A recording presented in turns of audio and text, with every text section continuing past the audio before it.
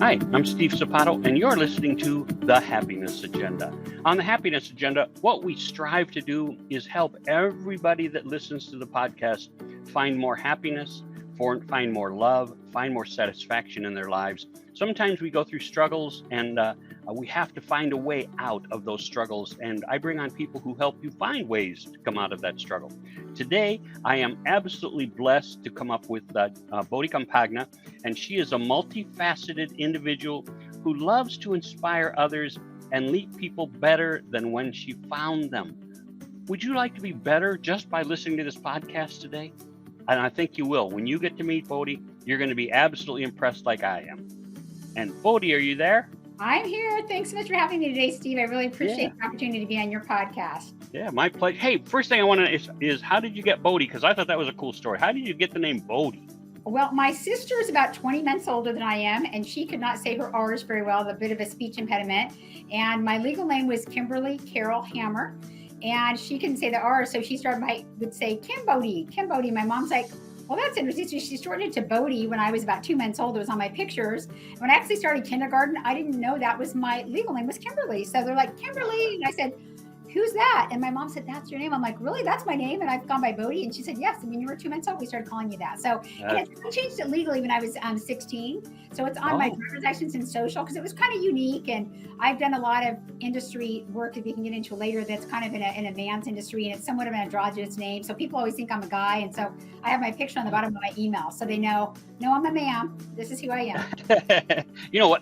It is one of the things when we say that all the time. You know what? Like my daughter's name is Aaron, but I got a friend named Aaron, and one's a boy, one's a girl. I mean, it's so you do have to start understanding that people have different names, and you can't judge based on a name. I always say I teach. I've been teaching around the country for 40 years, and you run across all kinds of different names, and we won't talk about the different names. Sometimes where the consonants are 16 letters long, just the consonants. You're like, how do you pronounce that name, right? Once I say it, you're like, that's good enough for me, right? I'm not going to try it. Exactly. And I had another guy, his name was T-H-E. That's how he spelled his name, T-H-E. And I went, oh, hey, so you're the? And he went, it's Tay. And he was mad. And I'm like, well, how would I know that? I'm just feeling it out here, young man. And that's what it was. But yeah, we all get different things as we move along. But the reason I brought Bodie on today, folks, was because she has a wonderful story to share with you. And Bodie, tell us a little bit about you. Where'd you start from and how'd you end up where you're at? Well, if you want to go back to when I was born in Fresno, California, and my parents divorced when I was about 4.5, and my mom remarried and moved to the Imperial Valley. And so I grew up part of my time in the Imperial Valley. So I was truly a Valley girl, not like LA Valley, but the old Valley girl from the Imperial. I'm like, a Valley girl, what's up? So anyway, so I grew up there, and my parents, with my dad being in Fresno, High Sierras, Auberry, we would switch off back and forth. But basically, I went to part of my school down there, part up in the Auberry Elementary. And my dad had a great idea to make us run for punishment, which I appreciate now. I didn't so much when I was young. Yeah, run. Like, if you're going to argue, get out there and run, because he had this wonderful 3-mile trail he created. And so I've always, what's kind of the core of who I am and a lot of the health challenges I've had is I can take lemons and make lemonade every day and twice on Sunday. So what I would do is he's like, oh, get out there and run. And every time we got in trouble, he'd say 10 laps, 10 laps, 10 laps. Well, when I started running, it was kind of funny. My coach who taught PE, he asked me to come out and try out for one of the races. And I said, I'm not interested. He goes, can you just come out and try out? So I ran the 440, 880 and mile, and I got first in every one. He's like, you got to join the track team. So anyway, since my dad already had us running and I didn't get punished a lot, I'll be honest. Usually when he wanted to spank us, I'm like, spank her first, spank me last, because I knew that first it would be harder. My poor sister, the one that I'm the namesake for, actually. But anyway, so once I started running, I really enjoyed it. And I actually won the Junior West Coast Relays. I went to the Junior Olympics. And at the Junior West Coast Relays, I had a 6:38 4-mile, which was at age 9, was pretty good. And I held the 50-year record at Auberry Elementary for having the fastest mile run for a 9-year-old. So that's my early story on. Well, that's a lot. I think I ran through somebody's yard once and I got winded, so I quit. That was it. Yeah. Most people do, yeah. And so from there, then with my mom, I've always loved business, and really, I would say most of my business experience came from the hard knock school of life, in essence. So we would fly back and forth between my parents, as I mentioned, for custodial visits between, and we Fresno. We'd get on at Fresno, fly into No, San you say Diego. fly back and forth. How far apart were they? Yeah, they were. Well, my dad lived in Fresno, and he could have driven down, but they opted not to. The 6-hour drive. So Fresno to San Diego, and then we get on from San Diego, change planes, and fly into the Imperial Valley. Yeah, you forget how long California is. A 6-hour drive, and that's not even the top of the state to the bottom of the state. No, not at all. And so it was a bit, really for me, what was a cool thing is, so I've always loved to talk incessantly, ask anybody who knows me. I'm like, oy vey, I talk too much. But anyway, what happened is I would always find a businessman. I'd look around the airport, and my sister was usually pretty upset about that. She didn't take the custodial split as well as I did.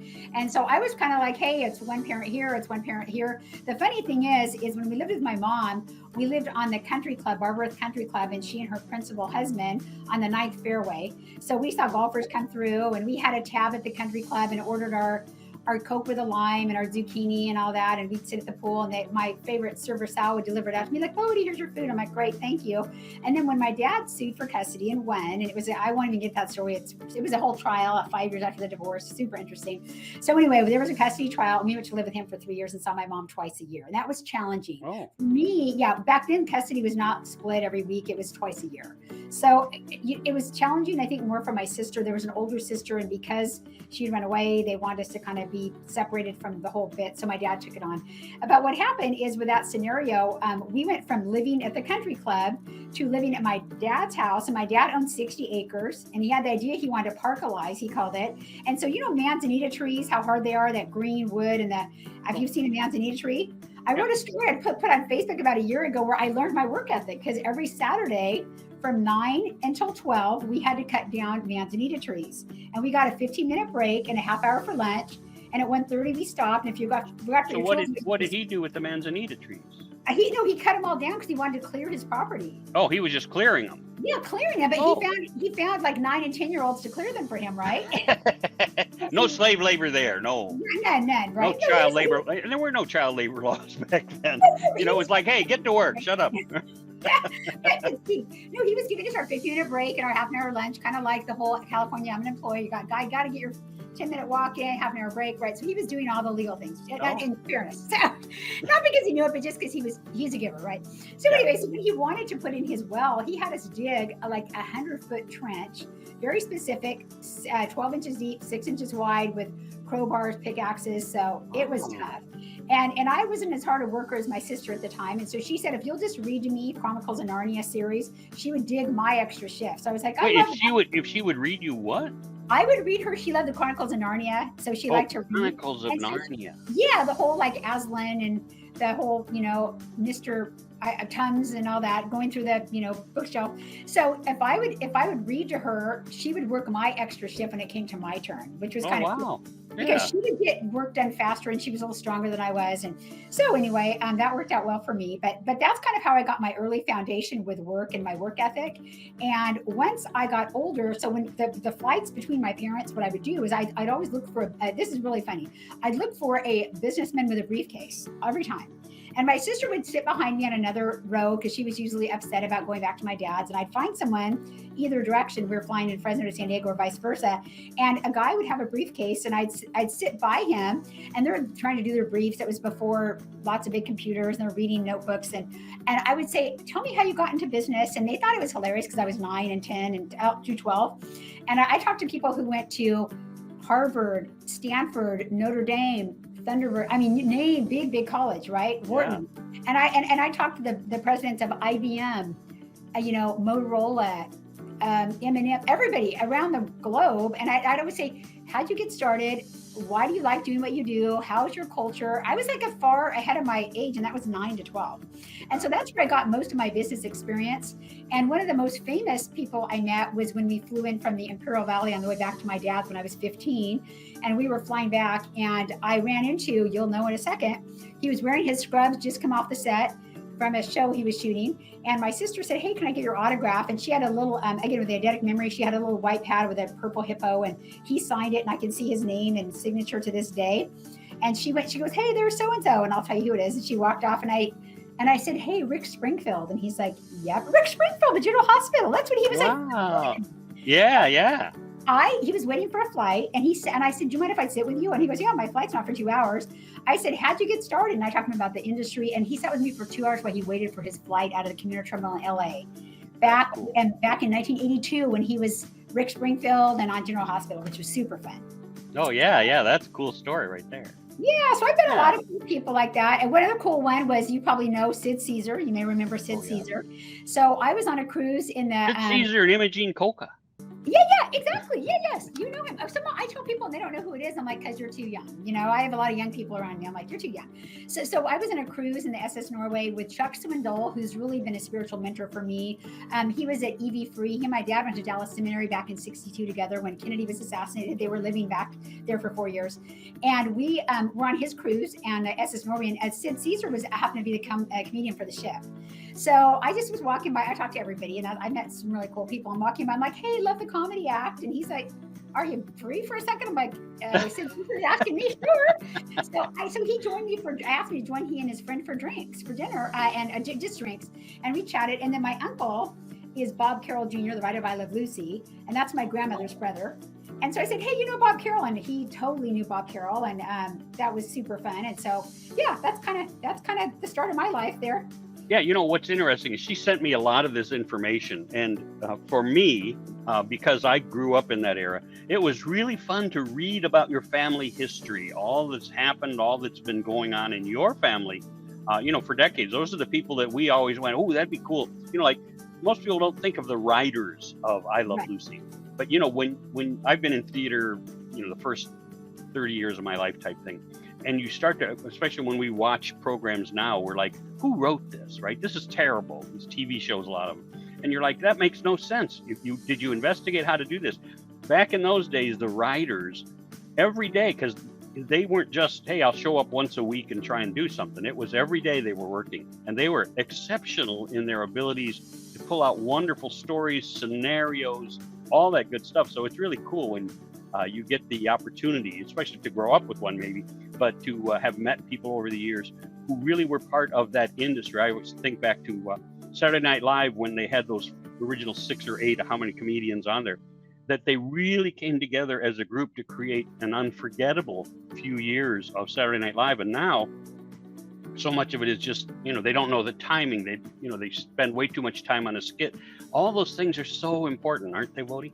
Oh, yeah, they are. And what's cool about Uncle Bob, so I honestly didn't grow up with him a lot. He was very eclectic, and he and my grandmother, he would always send peanut brittle every year to my grandparents' house. And for them, my grandmother always had, so my mom went to Hollywood High School. My grandfather worked for Norm Chandler, and he was a very famous attorney. So one of his best buddies was Oliver Hardy. And so Laurel and Hardy. And they tried to start syndication. They took the train all the way from LA to New York. And my grandfather said he had his pockets all the way down to his ankle, and they were full of hundreds. And so he said he'd pull out hundreds on the train. And when they went back there to get it started, they said, it'll never happen. And so my grandfather did a lot of entertainment law. He went to, so there's a lot of high IQ folks, honestly. So my grandfather went to UCLA at 16, graduated 20, graduated Harvard Law at 23.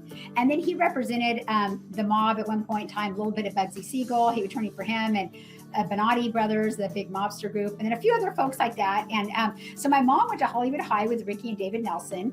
And then David stayed, Ricky went to Performing Arts School, and then Sally Kellerman was in the Key Club with her at one point in time. And then she also, they sold their house. They lived in Toluca Lake, not too far from Bob Hope. And they sold their house to Forrest Tucker from F Troop when they moved. So we went by one time, and Cindy Tucker came out and said, what are you guys doing? And we're like, hey, my mom used to live here, and their name, Mommy McMahon's, and still in the. Well, when you talk about those things, if you read back, and I don't think it happens hardly at all anymore, in my opinion, but you read back to, and I'll make up some names, but it was, anyway, Stevie, the singer, Stevie Wonder? Yeah, Stevie Wonder. But it's those kind of people who, when they left home, they took a bus, they went to like Nashville, and when they got to Nashville, they met, the guy from the Four Seasons, and they met this person, because they were all performing in a similar place. So the people who went to New York met similar people in New York. the entertainers who went to Nashville, met those people, the people in LA. But it became, I mean, it was when it's not like they're name dropping, because those were their friends in those days. And now, because everything is so spread out and so done separately, it's like I might record my part and then you would record your part and then they'll put it together. So I was reading one where somebody didn't even meet somebody and they were in this huge movie together. And you're like, it's amazing how the technology has changed so much, but the friendships have disappeared. But the reason I brought Bodie on was because she sounds like she has this perfect childhood and this perfect life. And I saw her on somebody else's podcast and I went, wow, I got to have her on, because her attitude with what has happened in her life has really made her stand out to me. And I hope she stands out to you. So Bodie, tell us where your struggles are. Okay, well, I will tell you, I was in Hawaii in 1988. September 21st was my flight out. I told you I have eidetic memory, which is kind of cool.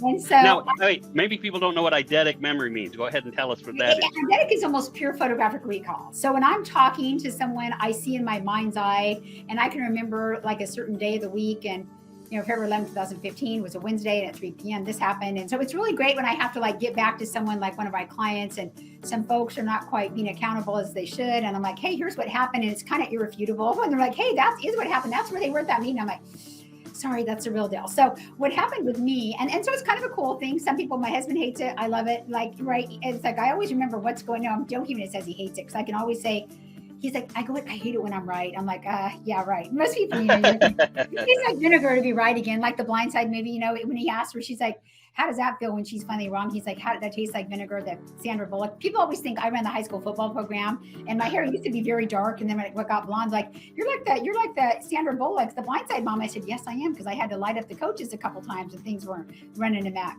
over there. So anyway, but basically for me, so it was September of 88. I fly to Hawaii, first time there, super excited to go. And we did 3 island flights. So we spent some time on Oahu and then went to Maui and Kauai. And we were flying over the Arizona Memorial. And at that time, as I'm flying over, I started to say something I couldn't remember what I was going to say, which is kind of crazy for me, because I never had a loss for words. You probably realize that already. So anyway, we're flying over, and I can't remember what I'm going to say. And then I come home, and I get back from the trip. We're there 3 weeks. I get home, and something just seems wrong. And I start to mix up like people calling on the phone. I can't distinguish voices anymore. So I told my mom, I'm going to go to my doctor. I was at Point Loma College at the time, Point Loma Nazarene University, beautiful campus right on the ocean. And I loved it there. And it was in 1987 I was there. And so is when I started. And it was my second year back that I was there. And I was literally pretty far into the semester. So it was Halloween of 88. It was a Monday.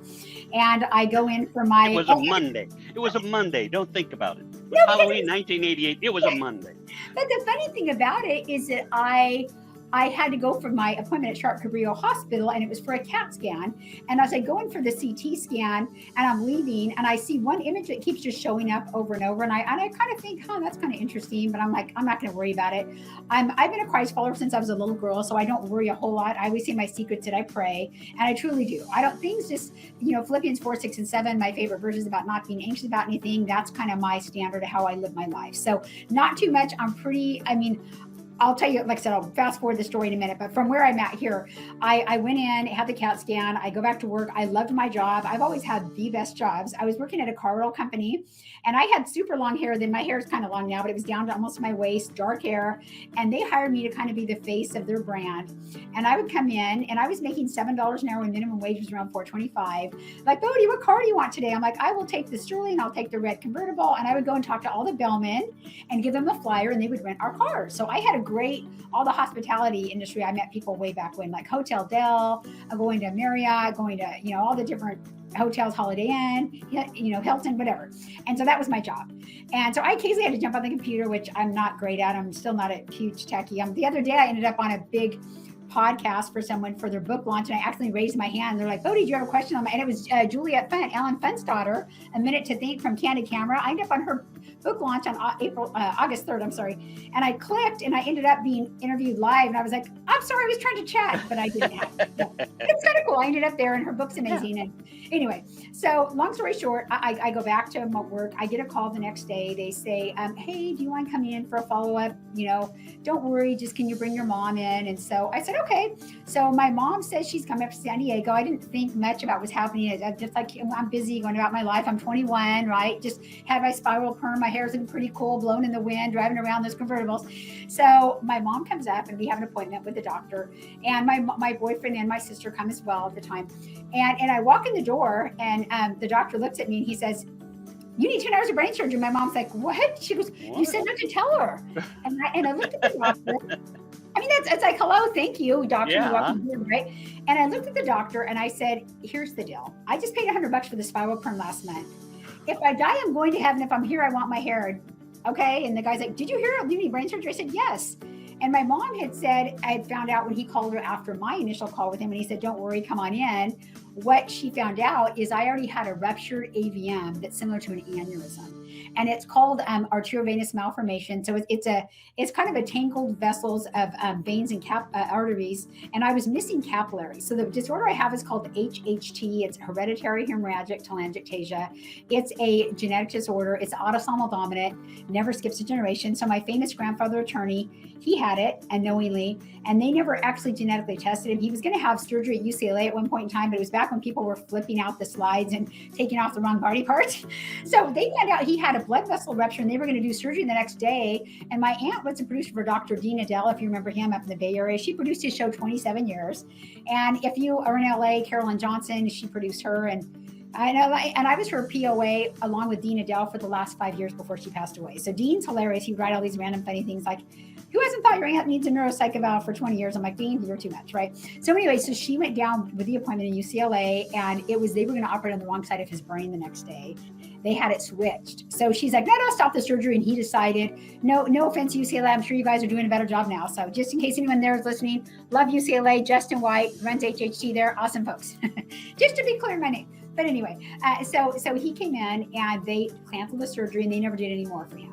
And then a couple years later is when I had this situation happen. So there was no idea that it was a genetic predisposition. So I went in, I wrote a little story about, hey, my room, I never see it again. And when I went in, they were going into the right frontal lobe, which affects speech, depth perception. And so I had to sign a waiver the day I went. The one time I went alone, no one could join me. It was like, okay, you may die, you may blah, blah. I'm like, okay, I'm trusting it. God's got it, right? So I went in December 5th of 1988. It took them that long from October 31st to get a team to decide how to go and approach this. So get this, the surgery was 10 hours in the OR. And I had one of the top surgeons in the country and in the world. He was Dr. Roderick Lamond. He was trained by Dr. Drake out of London, Ontario, Canada. He did my surgery. And right after we saw the first doctor who said, you need brain surgery, my mom and my sister had an appointment at UCSD. And it was kind of funny. I walked in the neurologist's office and the neurosurgeon, and the brain wasn't on right. You know, they have a brain pulled apart like they have those body image things. The brain wasn't on right. No, because when you look at it, they have the whole model, like the science model in a lab. And I stopped and I put the brain on. He goes, you want the brain on right? I'm like, yes, I do, sir. So anyway, I had my MRI the next day, then an angiogram, and that's how they discovered the seriousness of it. So what they did is they drilled 3 holes. And I wanted a videotape, but they misplaced it. I'm like, that would be so cool to see my brain under operation and surgery. But they're like, oh, we missed it. I'm like, oh, well, God didn't want me to see it, I guess. So whatever. So anyway, they drilled 3 holes. They sawed ear to almost ear to right here. And they had to go in. They took a large chunk out of the top of my head. So hopefully I'll never be bald because I could not carry an apple on my head. When my son was in preschool, I'm like, one little apple round and red does not sit on Bodie's head. So that was a little preschool song. So anyway, they took the piece out. They went back across. But the beauty of it is I pleaded with my doctor literally as I was going under, do not cut my hair. Do not cut my hair. And what was kind of cool is I used to work at Soup Plantation, and my manager, give a shout out to Dave Core. I have him on LinkedIn. Dave, actually, I had not worked there for a couple months, and I was at the Cardinal job. When I let him know I had to have brain surgery, he came with me to the hospital that morning to pray with me, which was awesome. And he was my former manager from a previous job at Soup Plantation, before they closed, the whole COVID thing shut them down. Michael Mack was the founder there. And then my pastor, Leo Giovanetti, at the time from Horizon Christian Fellowship, he came to pray with me with my family, and it was kind of cool. So as I'm going in to say goodbye to my family, I'm like, Dr. Lamond, do not cut my hair. It's my final last words. And I'm going there. Because that's one of those, maybe now it's mandatory, but I even thought back then it was mandatory that they cut all your hair so that they didn't have any germs, infection, but it wasn't. Right. It was. Guess what? It was. But I had an amazing doctor because he had me go and see another patient right I before. think you must be a little bit more persuasive than we're thinking you are.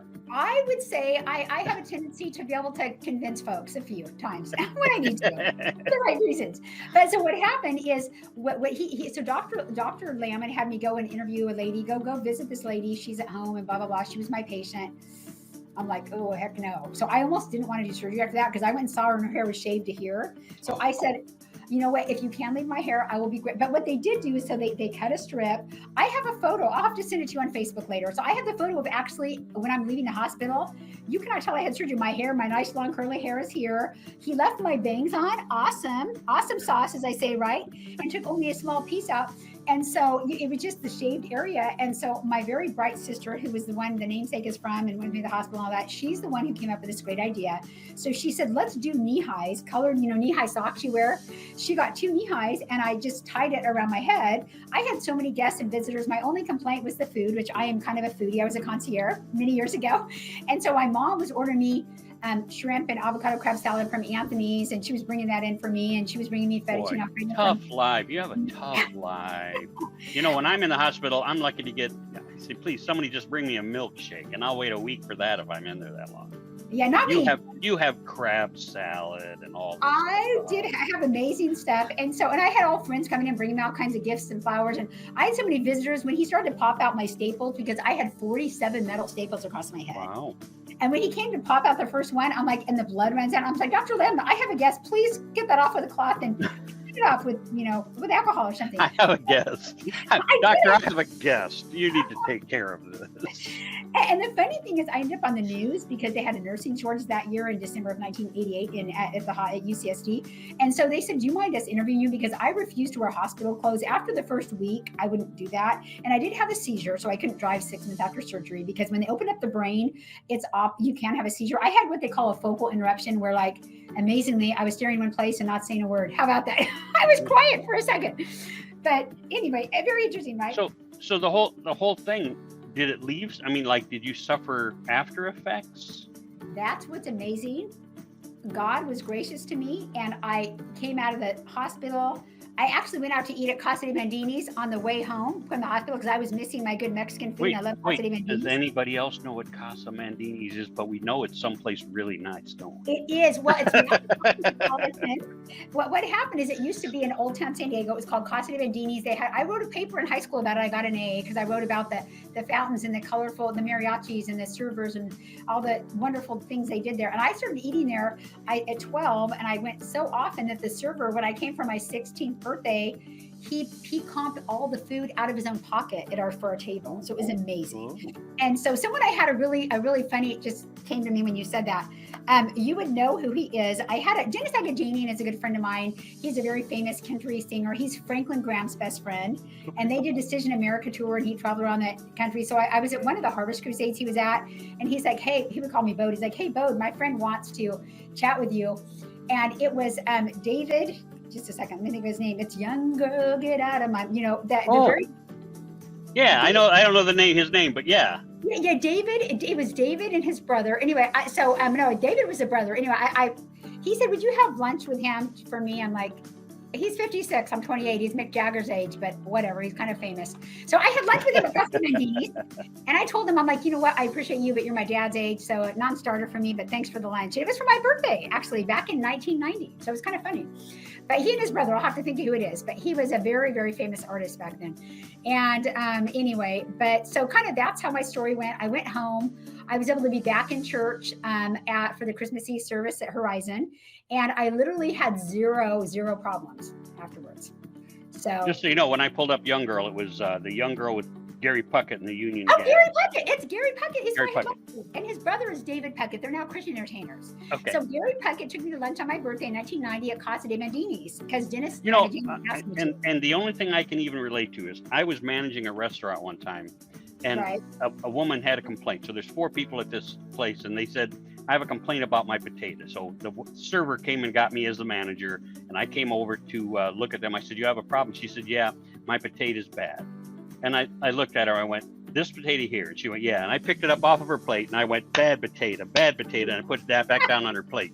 And the four of them looked at me like I was an idiot. And of course, then I got to comp her meal and get her all kinds of new stuff. But that's the closest I come to you doing all this stuff. But it's fun. No, it's honestly been a very interesting ride because I got out of the hospital. I had zero side effects. So I was invited by it's called the Brain and Spinal Cord Injury Foundation in San Diego to come and speak for them. And so here's what I did. I came and I visited there.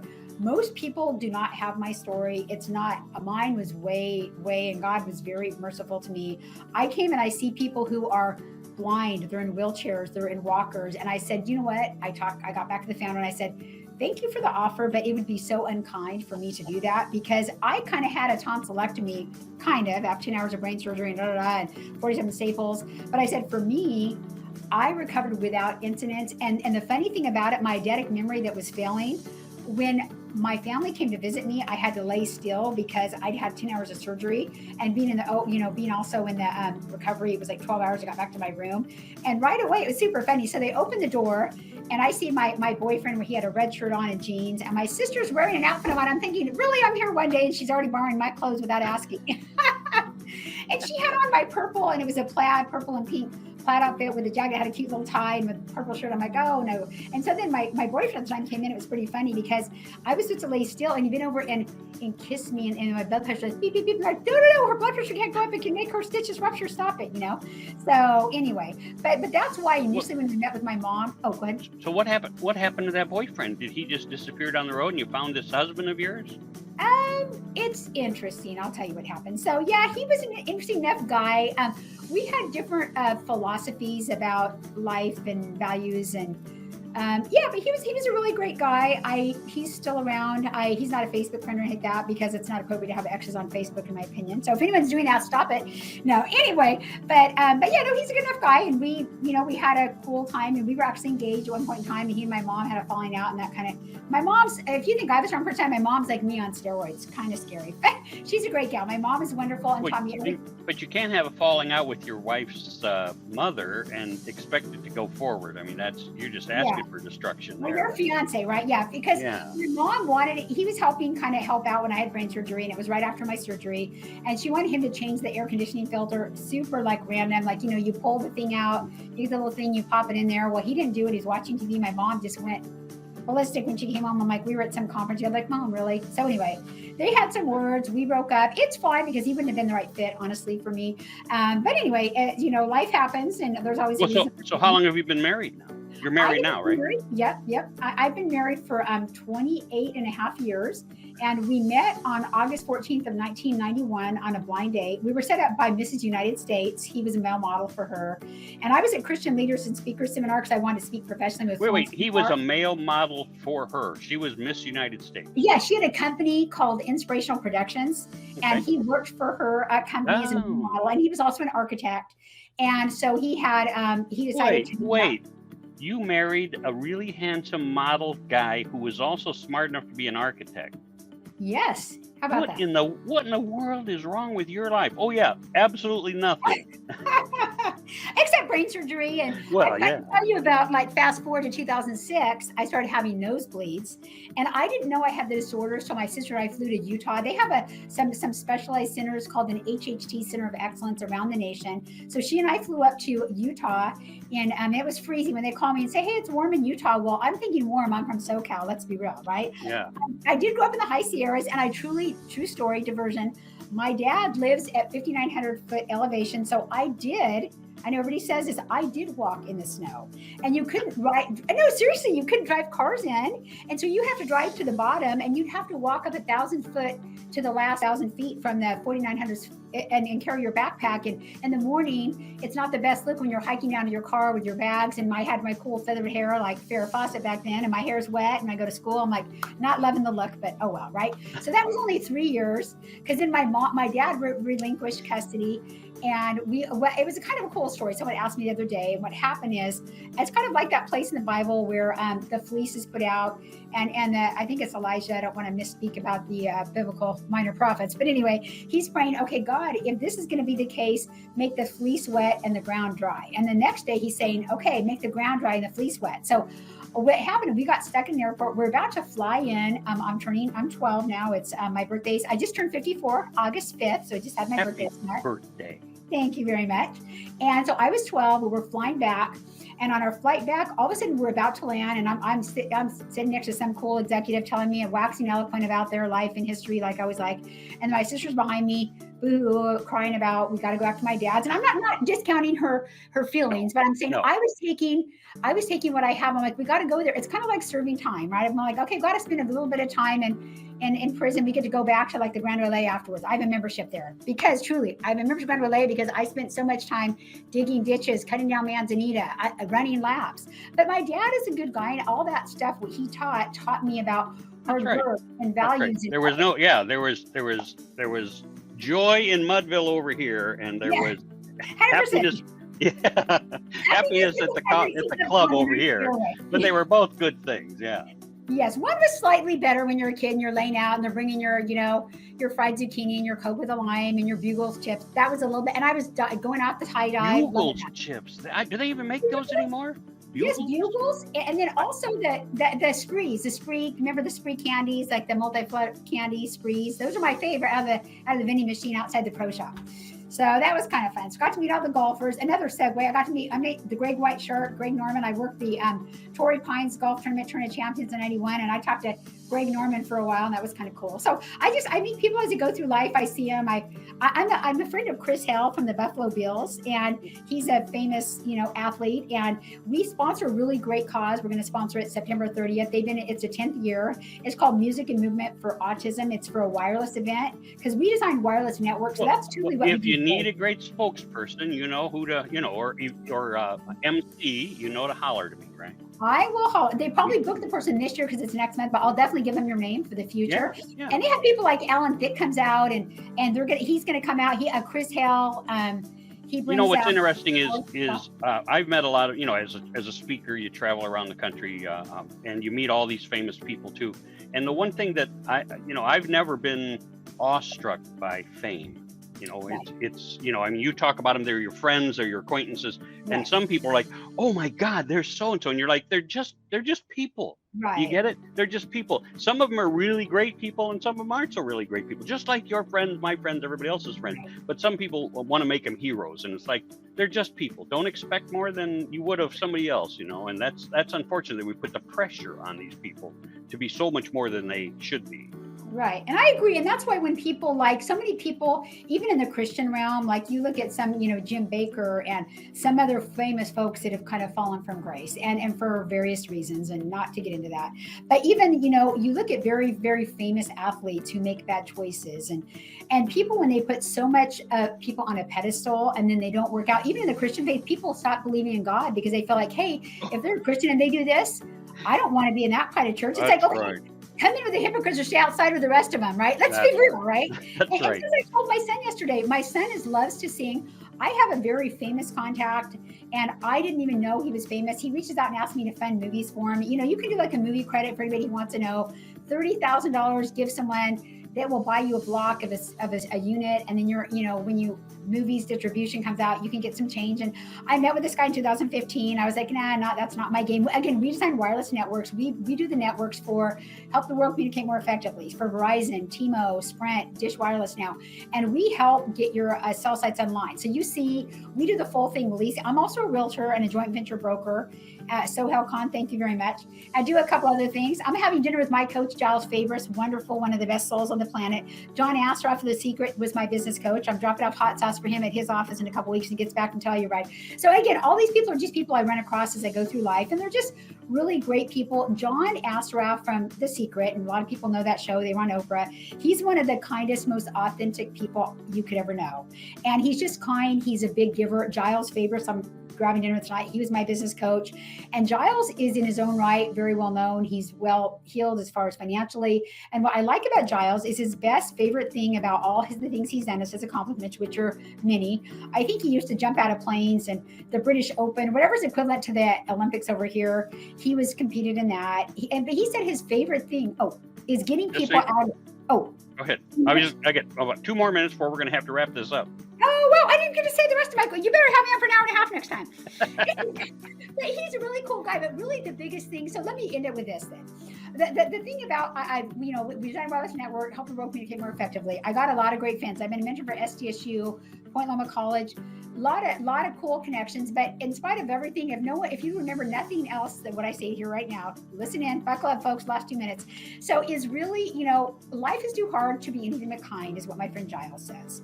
And with everything that's gone on the last year in politics, I'm very apolitical. I posted a picture with our former mayor, who's Republican, our current mayor, who's Democrat. Again, I'm apolitical as it gets because I love everybody, want to include everyone, and just be gracious, be kind, be a good person, make an impact, and just do things that make people's lives better. That's why my core value is what it is, and leaving people better than I found them. My other favorite saying is, life is a lease, negotiate well, because that's true. Life is a negotiation. And my final one is Chuck Swindoll. It's a tagline for my book. It says, life is 10% what happens and 90% how we react to it. And I also have Ehlers-Danlos. I've had 7 surgeries in 10 years. I've been infusing iron. I've had over 50 iron infusions. At the hospital, I'm friends of all the doctors, 5 chiefs on my case. And I love it because Bodie, what's your surgery today? I'm like, I'm here too much. If you ask me what surgery I'm having. What's your surgery today? Yes. I'm like, just doing this one again. But anyway, I feel so blessed with the group of friends God's brought in my life. I'm grateful to be on your show today. And if I can touch or help people out or leave people that I found and folks that are watching, please reach out to me. I'm happy. LinkedIn, Facebook, happy to help out. And so a lot of people are going to be listening to this. How do they get a hold of you? How do they find you? They can find me on Facebook under Bodie Campagna because my uncle, like I said, is Bob Carroll, so Carroll. Campagna, like lasagna, is my last name. First name Bodie, like Bodhisattva. And then on LinkedIn as well. I'm also on LinkedIn. I was also in Entrepreneur Magazine a couple of years ago. My friend Mary Sims interviewed me for that. It's called The Scale Up Secrets of 7-Figure Entrepreneurs. So I was in there a couple of years ago, and that was very fun as well. So cool. That's cool. And the name of your book? The name of the book, my new podcast is going to call it You've Been Bodied, The Art of Accountability. You've Been Bodie. That's another story. A new podcast starting when? Probably in the spring. It's going to be called You've Been Bodied, Bodied, The Art of Accountability. Because I had to give someone, it's like when I have to speak truth and accountability, you're going to get bodied. So my staff always jokes about that. And then my book, and then my new business is Business by Bodie, The Slightest Edge, about customer service engagement for revenue and retention. And it's my newest. I just filed my DBA again. I'm launching that soon. So I got a lot on it coming down the pipe here. Yeah, a lot coming down the pipe. That's right. Yeah. So one of the things we love for you to do if you are listening today is reach out, touch base with Bodie. It's Bodie. So if you do nothing else, start off with Bodie Carroll, Carroll, Campagna, Campagna. I'm sorry, don't mean to correct you. Campagna like lasagna. Close enough. Campagna like lasagna. No, Campagna. Campagna. Yeah, I get Campagna all the time, but it's like my husband used to say Campana. It's not Campana. I got to change his name. He said Mitch Campana, and I said no, it's Campagna. We introduced him, and he's like, I'm Mitch Campana. I said I'm Bodie Campagna. You say it wrong, and I got him to change his name at 32 years of age to Campagna, the way I say it. How about that? Well, I was probably about that age too, and my mom and dad pronounced my name Zapato. It was Zapato, right? Oh. Now it turns out there's a long story to go with that because I'm actually a distant relation to Viva Zapata. Oh wow! Right? That's well, awesome. but in early, when my mom and dad were growing up, you didn't want to be Hispanic or Mexican, right? So they were passing as Italian, so it was Zapata. It was Zapata. And I got to remember how long it's been. Zapato. It was Zapato, right? And so for 35 years, I was Steve Zapato, and then my second wife started calling me, Zapato.